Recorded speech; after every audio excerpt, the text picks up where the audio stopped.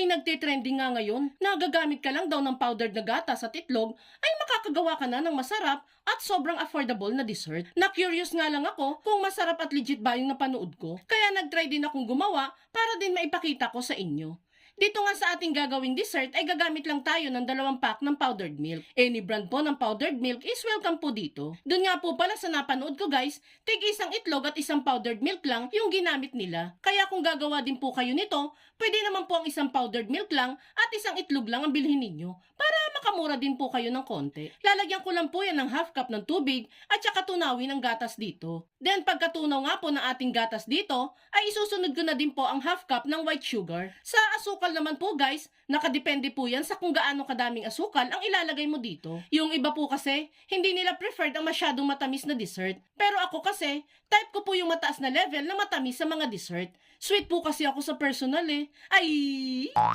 Kapag natunaw na nga yung asukal dito, ay pwede na nating ilagay ang 2 pirasong medium size na itlog. Binabasag ko nga muna yung mga itlog sa isang bowl bago ko ilagay sa ating mixture guys. Eh kasi naman one time, nung may niluto ako, pag-crack ko ng itlog, nako, bugok pala yung itlog. Dali-dali ko tuloy kinuha sa mixture yung bugok na itlog. Kaya heto, nadala na ang inyong ate Lenlen. Inaamoy ko na muna yung itlog bago ilagay sa mixture. Bali dito nga po pala sa ating mixture, ay hahaluin lang nating maigi yung nilagay nating itlog sa milk mixture na ginawa natin hanggang sa mag-combine na ang dalawa. Then after niyan, ay magpipiga naman ako dyan ng isang piraso lang ng kalamansi, then saka haluing muli.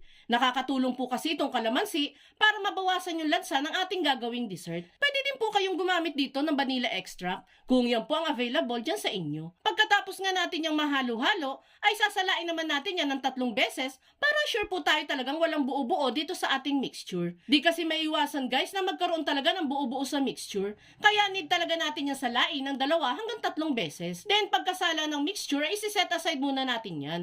Dito naman tayo sa ating lianera. Bali maglalagay lang naman ako dyan ng tig-1 kalahating kutsara ng asukal sa bawat lianera. Then saka natin yung tunawin sa apoy hanggang sa magkaramelize na ang mga ito. At kung hanggang ngayon ay nanonood ka pa, ibig sabihin na interesado ka sa dessert recipe na sinishare natin ngayon. At kung sakali pong magugustuhan mo ito, pwede po bang pusuan mo naman ang video natin? At mag-iwan ka na din po ng comment na, "Wow, I love this dessert." Maraming salamat po! Once nga na magkaramelize na ang asukal sa lianera, ay palalamigin muna natin yan ng 5 minutes bago isalin yung ginawa nating egg and milk mixture. Syempre, alam ko na ang nasa isip ninyo. Yes po, tama po kayo. Leche flan nga po itong ginagawa natin. And alam ko pong marami sa inyo, paborito rin po ito. Sino ba naman ang hindi magkakagusto sa sarap ng leche flan, di ba? Pagkasalin nga natin ng mixture sa lianera, ay tatakpan ko lang yan ng aluminum foil sa ibabaw para hindi matuluan ng tubig ang ating mixture. Then matapos niyan ay pwede na natin yang lutuin. Sa pagluluto naman ito, dapat po ay nasa low heat lang tayo para hindi masyadong umusbong at umalsa itong ating mixture. Kapag kasi malakas ang apoy, baka naman po maging tortang gatas na itong niluluto natin. Lulutuin lang natin ito sa loob ng 50 to 60 minutes. And makalipas nga po ang 1 oras na pagluluto, ay makikita natin dyan na luto na itong ating leche flan. Hanguin na natin yan at palamigin. Tanggalin lang natin ang takip nito, then saka i-scrape ang gilid para madaling ma-unmold. Eto na nga guys, mainit-init pa, the moment of truth. Maganda kaya ang kalalabasan. Chararan!